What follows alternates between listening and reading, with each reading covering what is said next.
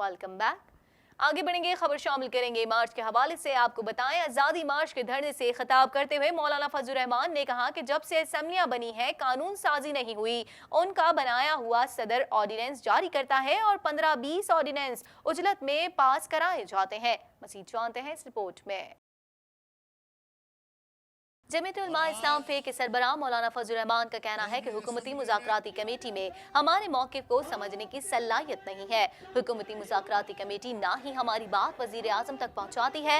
हुकूमती वज़रा का लबो लहजा मुफाहमती नहीं बल्कि तसादुम की तरफ जाता है।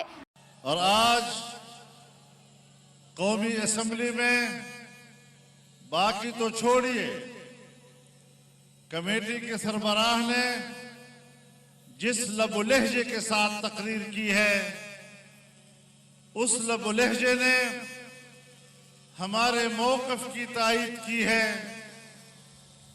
कि वो मुफाहमत के जज्बे से आरी हैं और उनकी गुफ्तगू मुफाहमत की नहीं बल्कि तसादुम की लग रही है। आज़ादी मार्च के धरने से खिताब करते हुए मौलाना फजल रहमान ने कहा, जब से असम्बलियां बनी है कानून साजी नहीं हुई। उनका बनाया हुआ सदर ऑर्डिनेंस जारी करता है, 15 और 20 ऑर्डिनेंस उजलत में पास कराए जाते हैं। उन्होंने कहा कि जाली नुमाइंदों के ऑर्डिनेंस भी जाली होते हैं, उनकी कोई हैसियत नहीं है। एडहॉक पर हुकूमतें नहीं चला करती, उनको फारिग करो और पाकिस्तान की जान छोड़ो। मौलाना फजल रहमान ने कहा कि हमारे मार्च में तमाम सियासी जमातें एक प्लेटफॉर्म पर हैं, यहाँ हर पार्टी की नुमाइंदगी रोज मौजूद होती है और सब अपना मौक़िफ़ देते हैं। हम सब मुनज़्ज़म हैं और अपने मौक़िफ़ पर कायम हैं। आखिरी दिन तक बातिल के खिलाफ डटे रहेंगे। उन्होंने कहा कि उन तमाम सियासी जमातों का मशकूर हूँ जो हमारे धरने में मौजूद हैं। जब से ये असम्बलियां बनी हैं, इसमें कानून साजी नहीं हुई।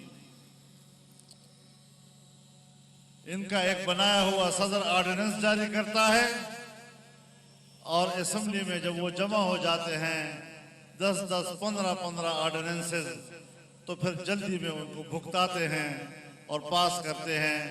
मैं एक बात वाज़ेह कर देना चाहता हूं कि ऐसी जाली असम्बली के करारदादें,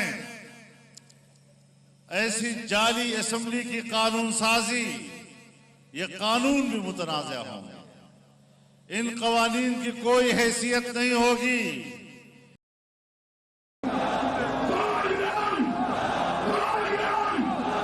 बात कर लेते हैं। पाकिस्तान पीपल्स पार्टी के चेयरमैन बिलावल भुट्टो जरदारी ने हुकूमत को ललकारते हुए कहा है कि मुल्क भर की आवाम के पास जाकर इस सेलेक्टेड हुकूमत को बेनकाब कर रहा हूं। अगर आवाम चाहें तो हम इस सेलेक्टेड को घर भेज कर दिखाएंगे। मजीद जानते हैं इस रिपोर्ट में। पाकिस्तान पीपल्स पार्टी के चेयरमैन बिलावल भुट्टो जरदारी ने हुकूमत को ललकारते हुए कहा है कि मुल्क भर की आवाम के पास जाकर इस सेलेक्टेड की हुकूमत को बेनकाब कर रहा हूँ। अगर आवाम चाहें तो हम इस सेलेक्टेड को घर भेज कर दिखाएंगे।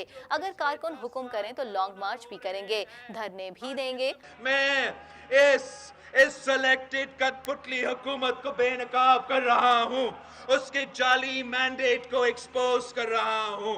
अब अवाम पे हुक्म पे चलेंगे, अवाम फैसला करेंगे, अवाम हुक्म करेंगे। अगर अवाम हुक्म करती है, अगर आप हुक्म करते हो, अगर अवाम हुक्म करती है कि इस सेलेक्टेड को घर जाना पड़ेगा, तो हम इसको घर भेज के दिखाएंगे। अगर आप हुक्म करते हैं, अगर आप हुक्म करते हो, अगर अवाम हुक्म करती है कि पाकिस्तान पीपल्स पार्टी को लॉन्ग मार्च करनी है, तो पाकिस्तान पीपल्स पार्टी भी लॉन्ग मार्च कर सकती है। अगर आप हुक्म करते हो, अगर आप हुक्म करते हो, अगर पाकिस्तान पीपल्स पार्टी के कारकुन हुक्म करते हैं कि पाकिस्तान पीपल्स पार्टी को धरना की सियासत भी करनी है, तो फिर पाकिस्तान पीपल्स पार्टी भी धरना की सियासत करेगी, मगर हम चैन से नहीं बैठेंगे। मुजफ्फरगढ़ में जलसे से खिताब करते हुए कहा कि आसिफ अली जरदारी को अब अस्पताल मुंतकिल किया गया है, लेकिन अब भी निजी डॉक्टर्स की इजाजत नहीं दी जा रही है। बिलावल भुट्टो जरदारी का कहना है कि 25 जुलाई 2018 को बदतरीन धांधली हुई और आवाम के हक पर डाका डाला गया। सदर जरदारी को बीमार होने के बावजूद 5 महीने तक तिबी सहूलियात से महरूम रखा गया। अब हॉस्पिटल में शिफ्ट हुए हैं, अब हॉस्पिटल में शिफ्ट हुए हैं, मगर अब भी निजी डॉक्टर्स को इजाजत नहीं दी जा रही है। सदर जरदारी और फलियाल तालपुर साहिबा को जेल में रखकर कुछ कुव्वतें समझते हैं कि वो मुझे दबाव में डाल सकते हैं। हम अपने असूलों पे समझौता नहीं करते हैं और ना ही करेंगे। उन्होंने वजीर आजम के हवाले से कहा कि आपका हशर भी हर आमिर और जाबिर जैसा होगा। जो हाल आज इस मुल्क का हो चुका है, इस पर दिल खून के आंसू रोता है। टैक्सेस की भरमार करके कहते हैं कि ये सब पुराने पाकिस्तान की वजह से है। बिलावल भुट्टो ने मजीद कहा कि आज पूरी ओपोजिशन मुत्तफिक है कि इस सेलेक्टेड को बाहर निकालना है। उसकी आमराना सोच से जमहूरियत और आइन खतरे में है। आज मुल्क की पूरी अपोजिशन एक नुक्ता पर मुत्तफिक है कि अब इस सिलेक्टेड वजीर आजम से निजात हासिल करनी होगी। ये मुल्क और अवाम अब इसको किसी भी सूरत में मजीद बर्दाश्त नहीं कर सकती है। ये जितना वक्त रहेगा उतना मुल्क का नुकसान होगा। ये कठपुतली जितना वक्त रहेगा उतना मईशत गिरेगी। ये मुल्क को सियासी अदम इस्तेकाम की तरफ ले जा रहा है। ये मुल्क की सियासत को टकराव की तरफ लेकर जा रहा है। इसकी आमिराना और फैशिस्ट सोच ने, इसकी आमिराना और फैशिस्ट ज़हनियत से जमहूरियत खतरे में है, आईन खतरे में है, वफाक खतरे में है। ये जो पिछले 10 साल का रोना रो रहे हैं, हर किस्म। कुछ बात कर लेते हैं बलूचिस्तान के चंद इलाकों में दर्जा हरारत नुक्ता-ए-जुमात से गिर गया। महकमा मौसमियात का मजीद कहना है कि कोयटा और बलूचिस्तान के शुमाली इलाकों में सर्दी की शिद्दत में मजीद इजाफे का इम्कान है। मजीद अहवाल इस रिपोर्ट में।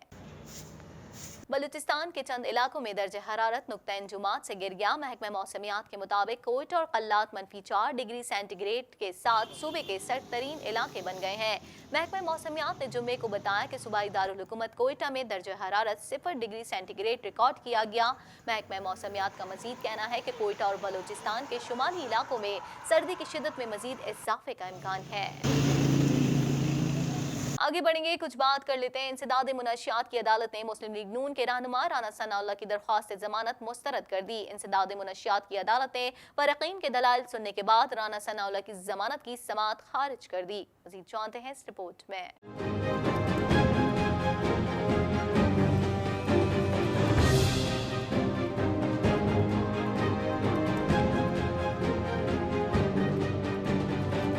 इंसदाद मुनशियात की अदालत ने मुस्लिम लीग नून के रहनुमा राना सनाउल्लाह की दरख्वास्त जमानत मुस्तरद कर दी।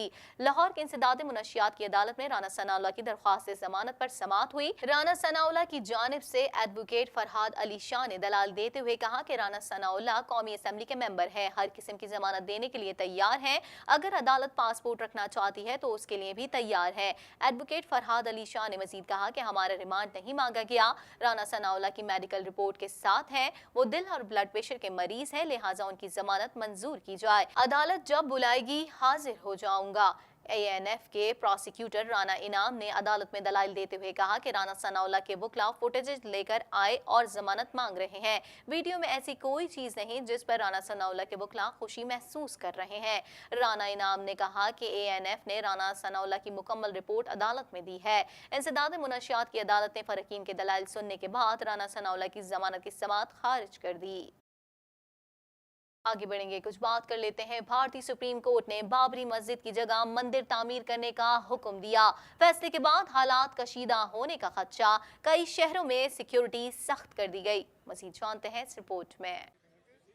भारतीय सुप्रीम कोर्ट ने बाबरी मस्जिद की मुतनाज़ा जमीन मरकज के हवाले करने का हुक्म दे दिया। अदालत ने फैसले में कहा दोनों पार्टियों को रिलीफ मिलेगा। मुतनाज़ा जगह पर राम मंदिर तामीर किया जाएगा।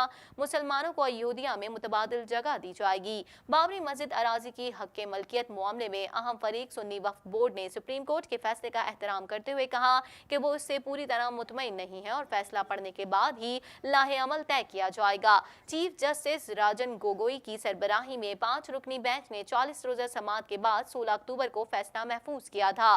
भारतीय सुप्रीम कोर्ट ने अपने फैसले में कहा, बाबरी मस्जिद खाली जमीन पर तामीर नहीं की गई, मस्जिद के नीचे गैर इस्लामी इमारती ढांचा मौजूद था। वाज़ेह नहीं कि मंदिर को मुनद्दम किया गया था। अदालत के लिए मुनासिब नहीं कि किसी के अकीदे पर बात करे। भारतीय सुप्रीम कोर्ट ने अपने फैसले में कहा, इबादत गाहों के मुकाम से मुतालिक एक्ट तमाम मजहबी कम्युनिटीज के मुफादात का तहफ़्फ़ुज़ करता है। हिंदुओं को ख्याल है कि राम की जन्मभूमि है। 1856 तक वहाँ नमाज का कोई सबूत नहीं था। इलाहाबाद हाई कोर्ट का फैसला गलत था। मुतनाज़ा जमीन की तकसीम का फैसला गलत था। ज़राए अब्लाग़-ए-आमा के मुताबिक फैसले के ऐलान के पेश नज़र रियासत उत्तर प्रदेश समेत भारत की बेशतर रियासतों में दफ़ा 144 नाफिज कर दी गई। सोमवार तक उत्तर प्रदेश, कर्नाटक, जम्मू समेत मुतादिद रियासतों में स्कूल और कॉलेज बंद कर दिए गए, जबकि मजहबी मकामात की सिक्योरिटी सख्त कर दी गई। इधर दिल्ली पुलिस ने 5 जजों की रिहाइश गाहों के बाहर सिक्योरिटी के सख्त इंतजाम कर दिए, जबकि मुतल्लिका हुक्काम को हसास इलाकों में इजाफी नफरी तैनात करने के अहकामात भी जारी कर दिए गए। महकमे दाखिला और पुलिस हुक्काम के मुताबिक अयोध्या में 5000 से ज्यादा पुलिस और पैरामिलिट्री फोर्स के हलकार तैनात कर दिए गए हैं। उत्तर प्रदेश के पुलिस चीफ ओम प्रकाश सिंह ने बताया कि अयोध्या शहर में 500 से ज्यादा अफराद गिरफ्तार किए गए हैं। ज्यादातर गिरफ्तारियां शुबे में, जबकि 70 अफराद को इश्तियाल अंगेज सोशल मीडिया पोस्टें शेयर करने पर गिरफ्तार किया गया। उन्होंने कहा कि जरूरत पड़ने पर इलाके में इंटरनेट सर्विस बंद की जा सकती है। पुलिस ने 10,000 से ज्यादा अफराद की निशानदही की है, जो कि मुबैना शरपसंद हैं। तमाम जरूरी एहतियाती इकदाम किए जा रहे हैं। इश्तियाल अंगेज पोस्टों की निशानदही के लिए सोशल मीडिया साइट्स की निगरानी की जा रही है। फैसले पर हिंदुओं या मुसलमानों को रद्द अमल का मुजाहरा करने की इजाजत नहीं दी जाएगी। न्यूज एजेंसी के मुताबिक गुजरात और महाराष्ट्र के हसास इलाकों में मुस्लिम उलमा ने हिंदू रहनुमाओं के साथ अमन मुलाकातों का मुतालबा किया है। ऑल इंडिया मजलिस मुशावरत के सदर नवीद हामिद ने बताया कि हजारों मुस्लिम मजहबी रहनुमा अदालती फैसले के बाद अमन और हम आहंगी बरकरार रखने का अहद कर चुके हैं। 1992 के मजहबी फसादात का मंजर दोहराया नहीं जाएगा। All India Muslim personal law board के रुकन कमाल फारूकी ने सुप्रीम कोर्ट के फैसले पर अपनी मायूसी का इजहार किया है। उन्होंने कहा कि इसके बदले हमें 100 एकड़ जमीन भी दी तो कोई फायदा नहीं है। हमारी 67 एकड़ जमीन पहले से ही ली हुई है, तो हमको अतिये में क्या दे रहे हैं? हमारी 67 एकड़ जमीन लेने के बाद 5 एकड़ दे रहे हैं, ये कहाँ का इंसाफ है? इसके बदले में हमको 100 करोड़ जमीन भी दे तो कोई फायदा नहीं है। हमारी तो 67 एकड़ जमीन ऑलरेडी एक्वायर की हुई है, तो हमको दान में क्या दे रहे हैं वो? हमारी 67 एकड़ जमीन लेने के बाद 5 एकड़ जमीन आप ले रहे हैं, ये कहाँ का इंसाफ है? इसी के साथ ही TNN TV के न्यूज स्टूडियो से फिल वक्त इतना ही। मज़ीद खबरों और अपडेट्स के लिए देखते रहिए TNN TV।